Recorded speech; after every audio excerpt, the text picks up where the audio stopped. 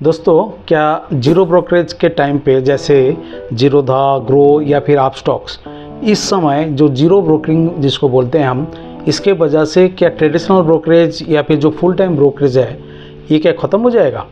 क्या ऐसा है कि रिलेशनशिप के जो ब्रोकिंग सिस्टम्स होती है वो आज भी स्ट्रॉन्ग है?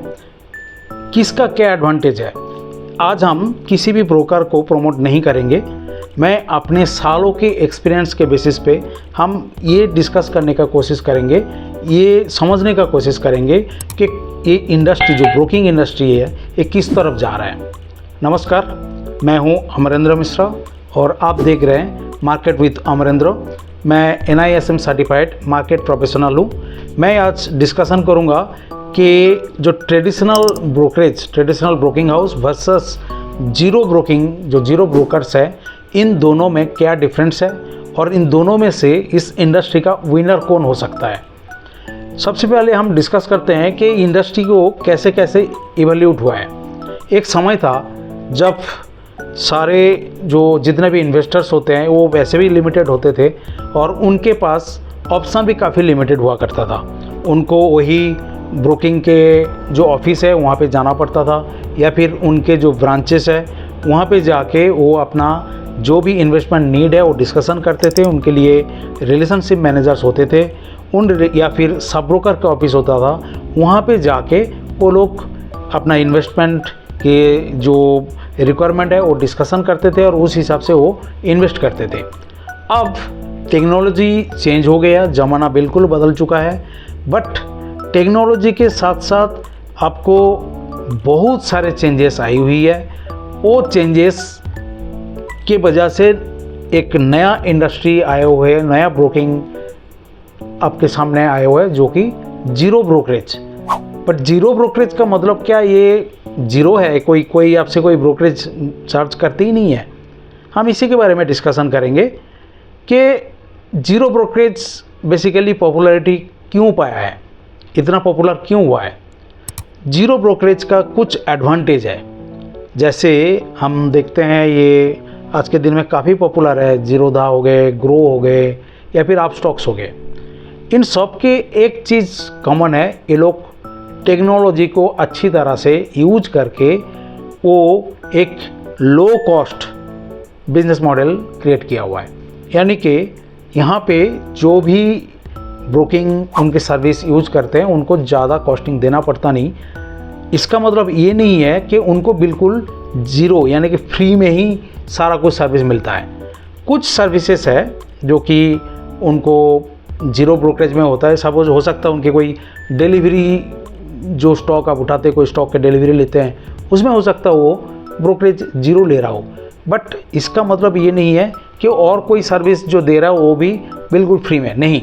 इनके साथ उनके और भी सर्विसेज होते हैं, जैसे कि आपके FNO service, future and option में अगर ट्रेड करते हैं वहाँ पे आपको पूरा ब्रोकरेज लगेगा। या फिर आप अकाउंट ओपन करने जब जा रहे हैं तब आपको अकाउंट ओपनिंग चार्जेस देना होता है।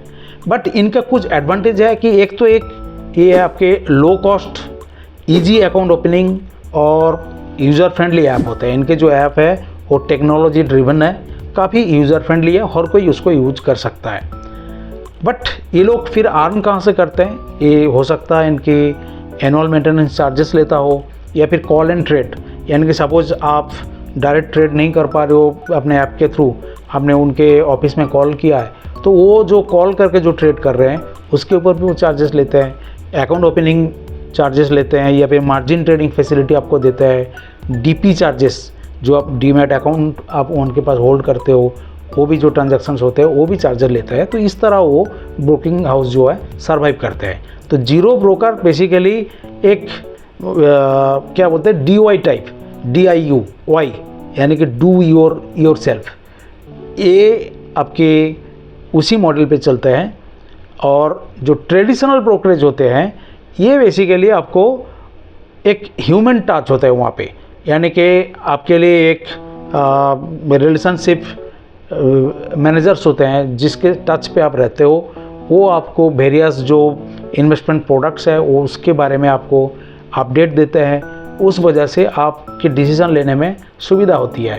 प्लस ये जो ट्रेडिशनल ब्रोकरेज हाउस है, ये यहाँ पे आपको रिसर्च रिपोर्ट दिया जाता है, एडवाइजरी है, और जो HNI क्लाइंट्स जो है स्पेशली उनको बहुत सारे जो अलग अलग इन्वेस्टमेंट प्रोडक्ट है उसके बारे में जानकारी ये ट्रेडिशनल जो ब्रोकर्स होता है, जो फुल टाइम ब्रोकर्स होते हैं, उनके वहाँ से मिल जाते हैं। तो दोनों ब्रोकरिंग में आपको ये समझ में आ गया कि एक ब्रोकरिंग जो बिजनेस है वो आपके खुद के, आप खुद उसको यूज़ करते हो, आपको वहाँ पे कोई किसी का टच नहीं मिलता, कोई आपको एडवाइस नहीं मिलता, आपको जहाँ तक जो समझ में आए उसी हिसाब से आप वहाँ पे उनके एक टेक्नोलॉजी ड्रिवन ऐप होती है उसको यूज़ करते हैं। सिमिलरली ये जो ट्रेडिशनल ब्रोकरेज हाउस है इनके पास भी टेक्नोलॉजी ड्रिवन ऐप होती है, बट इनके पास और भी बहुत सारे सर्विसेज होता है, जो सर्विसेज आपको एक नया इन्वेस्टर्स अगर आप हो, आपको मार्केट के बारे में बिल्कुल जानकारी नहीं होता, तो आपको थोड़ा बहुत कोई ना कोई सपोर्ट या फिर सर्विस की रिक्वायरमेंट होती है। वो सपोर्ट और सर्विस जो है आपको ट्रेडिशनल ब्रोकर के पास मिलता है। उनके ब्रांच नेटवर्क होता है, उनके सब ब्रोकर नेटवर्क होता है, ना कहीं जाके आपको एक ह्यूमन टच मिलता है, जिसके वजह से आप वहाँ पे जाके पसंद करते हो अपना इन्वेस्टमेंट जर्नी वहाँ पे करने के लिए। क्या ब्रोकरेज जीरो हो जाएगा? जीरो ब्रोकरेज जो सर्विसेज है, जो ब्रोकरेज हाउस है, ब्रोकर्स है, इनके आने के बाद ब्रोकरेज में काफ़ी ज़्यादा डाउनफॉल आई हुई है, क्योंकि ये लोग एक तरफ तो जीरो ब्रोकरेज बोल के कुछ सर्विसेज दे रहा है जहाँ पे बिल्कुल ब्रोकरेज चार्ज नहीं करते, बट दूसरे सर्विसेज में होते हैं, बट उनके ये जीरो ब्रोकरेज चार्ज करने के वजह से जो ट्रेडिशनल ब्रोकर्स हैं उनको भी अपना ब्रोकरेज चार्जेस जो है उनको भी कम करना पड़ा। मेरे हिसाब से हो सकती है कि ब्रोकरेज और भी कम हो, बट क्लाइंट को गाइडेंस चाहिए होगा, साथ में सर्विस भी चाहिए होगा, ह्यूमन टच भी चाहिए होगा, उनको डिस्कशन भी करना होता है कि नया नया क्या अपॉर्चुनिटी आ रहा है, कोई नया प्रोडक्ट्स आ रहा है। जैसे मैं बताऊं, आज के दिन में बहुत सारे थर्ड पार्टी प्रोडक्ट्स अवेलेबल है, जैसे अनलिस्टेड शेयर, जो शेयर अभी स्टॉक मार्केट में लिस्टेड नहीं हुआ बट वो ट्रेड होता है। ज़्यादातर एक स्टैटिस्टिक्स बताता है कि ज़्यादातर कंपनी IPO आने से पहले उनके जो वेल्थ क्रिएशन 80% से ज़्यादा ऑलरेडी हो चुका है, उनके जो प्राइस, यानी कि जो अर्ली इन्वेस्टर्स होते हैं उनको एडवांटेज मिल जाता है, वो जल्दी उस स्टॉक को उठा लेते हैं और जब तक IPO आता तब तक उसका काफ़ी अच्छा वैल्यूएशन हो जाता है। एग्जाम्पल के तौर पर मैं बताता हूँ, ये सिर्फ एग्जाम्पल के तौर पर NSE का शेयर, नेशनल स्टॉक एक्सचेंज, आप लोगों को पता होगा अभी इसका OFS आने वाला है, जिसको हम IPO भी बोल सकते हैं, ऑफर फॉर सेल।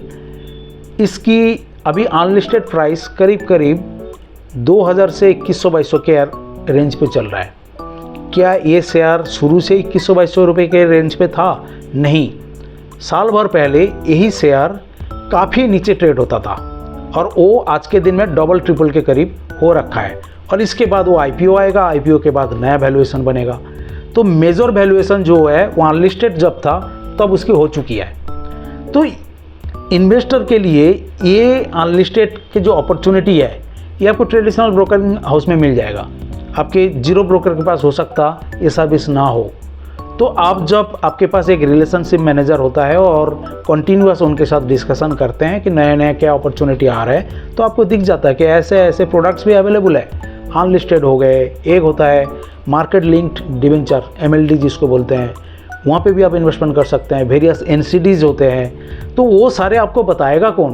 वो आपको बताएगा जो रिलेशनशिप मैनेजर होते हैं, वही बताएगा। तो ट्रेडिशनल ब्रोकरेज हाउस जो है वो रहेगा, और इस वजह से ट्रेडिशनल ब्रोकरेज हाउस थोड़ा आपको सर्विस चार्ज भी लेते हैं। तो मेरे हिसाब से कौन सर्वाइव करेंगे? दोनों ही सर्वाइव करेंगे।